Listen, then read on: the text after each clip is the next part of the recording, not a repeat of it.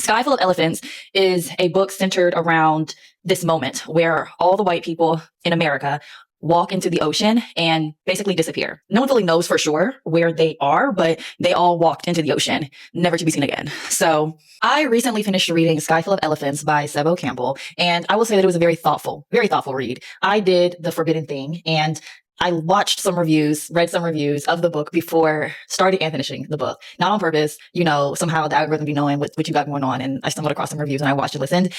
And it did not sway my opinion of the book until after I finished the book, because after I finished, I understood where the reviews were coming from. And the book primarily focuses on Charlie and his daughter, Sydney. They are both two individuals who wrestle with this tension of living in the world post this experience happening. And they both wrestle with their identity in very different ways, but they both wrestle with their identity of what their life looks like and what their identity really is rooted in, absent of whiteness. So when I say that I agree with some of the reviews that I had seen and heard, is that the common thing that I kept seeing was that the book is really great at the beginning, and then it gets to a point where it kind of plateaus out. And not plateaus because it's bad or the writing's poor or it gets boring, but there is a shift, I will say. And so for me, I think I understand why that is, or why people will say that, because I think I kind of sensed it as well.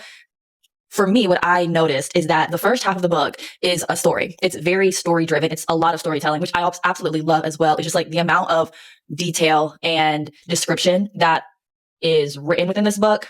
That's my favorite kind of writing style. So it sat very well with me.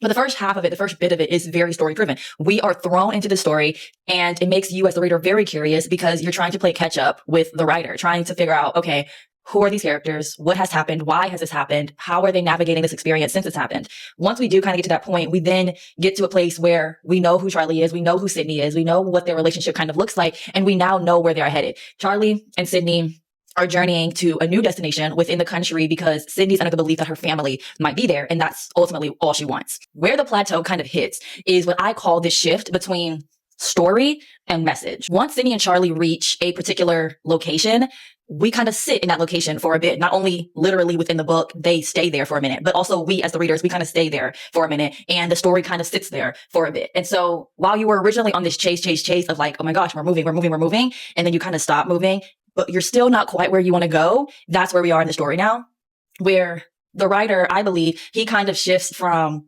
the story and then moves into really leaning in on the identity factor of this, really leaning into the depths of Sydney and Charlie, getting deeper into their minds, getting deeper into the message that he wants us, the reader, to take away from, but also the message of what this event means for Sydney and her life and what she's trying to wrestle with, as well as Charlie and his life and what he needs to learn from this experience and how he will then navigate life post all of this happening. We really sit there. We sit there for a good bit. We sit there and we stay there. And I know it's intentional. I can sense it's intentional.